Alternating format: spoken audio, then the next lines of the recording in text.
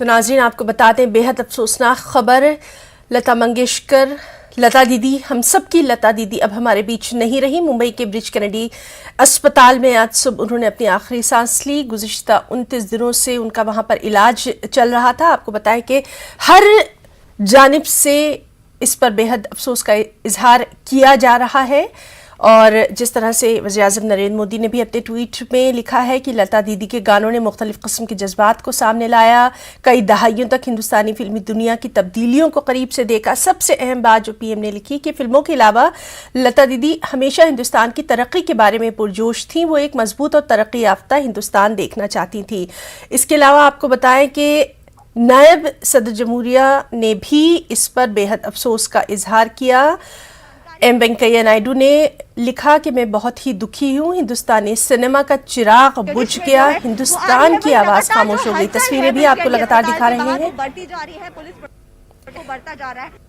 सवार संजय राउत अभी भी जो है ब्रिज कैनेडी हमारे तमाम तर साथी जो हैं वो वहां पर मौजूद हैं और वसीम अंसारी भी लगातार हमारे साथ मौजूद हैं। वसीम, अगर आप मुझे सुन पा रहे हैं तो आपसे जानना चाहेंगे, सिक्योरिटी को लेकर लगातार हम देख रहे हैं कि वहां पर चाकू चौबंद बंदोबस्त किए गए हैं। इसके अलावा हम आपसे ये भी जानना चाहेंगे, लगातार कई शख्सियात का सिलसिला, उनकी आमद का सिलसिला कई दिनों से वहां पर जारी था। जी ज़रूर, पूरे 29 दिन हो चुके थे अस्पताल में। तो कई ऐसे बड़ी सेलिब्रिटीज़ थी जो उन्हें जानती थी और उन्हें प्यार करती थी। हर कोई यहाँ पहुँचता था उनके हालचाल लेने के लिए। अगर वो नहीं भी पहुँच पाते थे तो कहीं ना कहीं फ़ोन से या फिर उनके जो रिलेटिव से जानकारी ली जाती थी। जिस तरह से 2 दिन पहले तक ये खबरें थी कि बाकायदा उनकी सेहत में सुधार हो रहा है, तो ये सुनकर काफ़ी लोगों को खुशी हुई थी और लोग इस बात की और दुआएं कर रहे थे कि पूरी तरीके से सेहतमंद होकर लता जी उनके बीच आए। लेकिन कहीं ना कहीं आज काफ़ी दुख भरी दास्तां उनके साथ भी हो गई कि अब वो हमारे बीच में नहीं रही। 92 ईयर्स की एज में वो हमें अपने साथ अकेला छोड़ के चले गए। इस तरह के लोगों का भी कहना है जो इंडस्ट्री में से जुड़े थे। देर रात हमने देखा कि इंडस्ट्री के कई ऐसे लोग थे जो यहाँ पहुँचने की कोशिश कर रहे थे और अभी भी जिस तरह से पूरा माहौल यहाँ पे देखिए, पुलिस विभाग पूरी तरीके से अलर्ट है। इसकी एक वजह ये भी है कि कई VIPs जैसे जैसे उन्हें इस बारे में जानकारी मिलती जाएगी तो उसी तरीके से धीरे धीरे यहाँ पे आ सकते हैं। इसका ख्याल रखते हुए पुलिस की तरफ से बाकायदा इंतजाम किए जा रहे हैं ताकि किसी भी तरह की कोई दिक्कत ना हो उन्हें अस्पताल में जाने के लिए। और जो ये पूरा एक सड़क, ये सड़क काफ़ी बिजी सड़क होती है, लेकिन अब यहाँ पे नज़ारा आप साफ तौर पर देखा दे सकते हैं कि सिर्फ और सिर्फ पुलिस नज़र आ रही है। किसी भी तरह से लोगों को खड़े रहने नहीं दिया जा रहा है। किसी गाड़ी से गुजरने के बाद अगर कोई ऐसा शख्स खड़ा होता है तो उसे हटा दिया जा रहा है ताकि भीड़ इकट्ठा ना हो। इसके बावजूद भी जिस तरह से लोग यहाँ पहुँच रहे हैं, ये अंदाज़ा लगाया जा रहा है कि जैसे जैसे दोपहर का वक्त होगा ये भीड़ और भी बढ़ सकती है। लेकिन अस्पताल से अब जो ऑफिशियल अनाउंसमेंट हुआ, जिस तरह से उन्होंने बताया कि किस वजह से लता दीदी का इंतकाल हुआ है, और उसके बाद अब धीरे धीरे जो सेलिब्रिटीज़ हैं जो फिल्म इंडस्ट्री से जुड़े हैं या फिर जो महाराष्ट्र या फिर देश की राजनीति से जुड़े नेतागण हैं वो उनके घर पहुंच सकते हैं। और ये अंदाज़ा लगाया जा रहा है कि करीब 12, साढ़े 12 या दोपहर शाम तक है ना, उनके जो शिवाजी पार्क है वहाँ पे पूरा जिस तरह से इंतजाम किए जाएंगे आखिरी जो उनके अंतिम संस्कार। जी वसीम, तो लगातार पल पल का अपडेट हम आपसे हासिल कर रहे हैं। अपने नाज़रीन तक हम वहां की तमाम तर तस्वीर अपडेट पहुंचा रहे हैं। फिलहाल के लिए हम आपका बहुत बहुत शुक्रिया अदा करना चाहेंगे। लगातार हम आपके साथ खबरों के लिए बने भी रहेंगे। तो नाज़रीन, ये थे हमारे साथी वसीम अंसारी जो कि लगातार हमें अपडेट दे रहे हैं। आपको बता दें कि कोकिला कंठ, कोकिला स्वर जिनका था भारत रत्न लता मंगेशकर, हम सब की लता दीदी अब हमारे दरमियान नहीं रही। सुरों की मलिका इन्हें कहा जाता था। इनकी आवाज़ सुन के, ख़ासतौर पर हुब्बुल वतनी के जो गाने हमारी लता दीदी ने गाए, उसको सुन के हर हिंदुस्तानी आबदीदा हो जाता था। उसकी आँख। वीडियो जर्नलिस्ट सचिन कुपडेसह सुस्मिता भदाने पाटील, न्यूज 18 लोकमत, मुंबई। उसकी आँख जो है वो भर आती थी। आपको याद होगा कि जिस तरह से उन्होंने जब गाया था, ए मेरे वतन के लोगों ज़रा आँख में भर लो पानी, उस वक्त हर हिंदुस्तानी रोया था। तमाम अहम लोगों की आंखों में आंसू आ गए थे और आज वही सब आंसू, वही तमाम दुआएं भी काम नहीं आई और हमारी लता दीदी हम सब के बीच नहीं रही। उनके गाने हमेशा रहेंगे।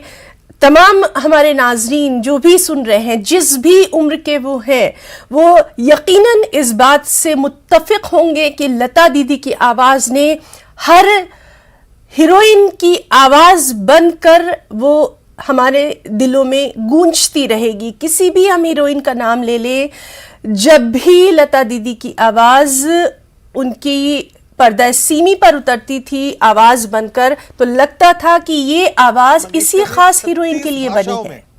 50,000 से ज्यादा गाने गाए हैं और 1974 से 1991 तक हर साल उन्होंने Guinness book of world records बनाया है। ये उनकी उपलब्धि थी। 2 दिन के लिए राष्ट्रीय शोक का ऐलान कर दिया गया। बड़ी खबर हम आपको बता रहे हैं, लता मंगेशकर के निधन पर 2 दिन के राष्ट्रीय शोक का ऐलान भी कर दिया गया है, क्योंकि पूरा देश जो है वो शोक में डूबा हुआ है, गमगीन है। यही वजह है कि प्रधानमंत्री मोदी, राष्ट्रपति रामनाथ कोविंद ने ट्वीट किया, अपने तरीके से उनको श्रद्धांजलि दी। अब ये घोषणा कर दी गई है, 2 दिन के लिए राष्ट्रीय शोक की घोषणा यहां पर कर दी गई है। और इस वक्त हमारे साथ अभिनेता परेश रावल भी जुड़ गए हैं। परेश रावल जी, दुखद दिन, हर कोई आज अपने आप में गमगीन है, श्रद्धांजलि दे रहा है लता दीदी को। आप किस तरह से उनको श्रद्धांजलि दे रहे हैं? न कोई शब्द है, न कोई सुर है। हम क्या उनको श्रद्धांजलि, जैसे बिल्कुल नम हो गए हैं जी। ये हमारे जितने भी भारतीय हैं हमारे, और जितने भी म्यूजिक के लवर है पूरी दुनिया में, ऐसा लगता है सबकी एक एसेट चली गई है। और क्या वर्ड है इनके बारे में, क्या बोले, जिनको सुन के बिल्कुल आत्मा को शांति मिलती थी। ये वो जादू था, ये जिंदगी से जादू है। उनके गाने हैं, लेकिन बहुत दुखद बात है जी, बहुत दुखद। प्रभु उनकी आत्मा को शांति दे, बस यही कह सकते हैं। कोई यादें उनसे जुड़ी हुई, क्योंकि आपके फिल्मों में भी उन्होंने बहुत सारे गाने गाए हैं? मेरी एक ही याद है, जब वो मुझे अवार्ड दे रही थी, दीनानाथ मंगेशकर का अवार्ड, तब वो अवार्ड लेने के लिए मैं आया था जी। बस उनके हाथों से मुझे जो अवार्ड मिला था, बिल्कुल सबसे यूं कहिए कि बहुत ही कीमती अवार्ड है मेरे लिए, क्योंकि उनके हाथों मुझे मिला। ठीक है, परेश जी, हर कोई यही कह रहा है कि लता दीदी जैसा ना कोई था, ना आगे होगा। ये कैसी अपूर्णीय क्षति है जिसे। तो नाजरीन, ये हम आपको सुनवा रहे थे अदाकार परेश रावल जी के जो जज्बात थे, और इस तरह के जज्बात कमोबेश हर किसी के हैं, चाहे वो बॉलीवुड की दुनिया के लोग हों, संगीत की दुनिया से जुड़े हुए लोग हैं, या फिर एक आम हिंदुस्तानी, या फिर हमारी लता दीदी के जो फैंस जो पूरी दुनिया में फैले हुए हैं। जहां जहां अगर हमारे नाजरीन को याद होगा कि एक वक्त वो था जब कंसर्ट हुआ करते थे बैरून मुमालिक में, जब खास प्रोग्राम होते थे दूसरे मुल्कों में, उस वक्त लता दीदी की आवाज़ का जादू जो था वो पूरी दुनिया पे छाया था, और क्या खूब छाया था। जहां जहां वो गाती थी, अगर हिंदी जबान भी नहीं आती थी लोगों को, उसके बावजूद सिर्फ लता दीदी की आवाज का जो सहर था, सम्मोहन था, उसी में तमाम लोग डूब डूब कर रह जाते थे। लगातार हम आपको अपडेट दे रहे हैं। यहां पर हम रुकना चाहेंगे एक छोटे से ब्रेक के लिए, लगातार खबरों का सिलसिला जारी।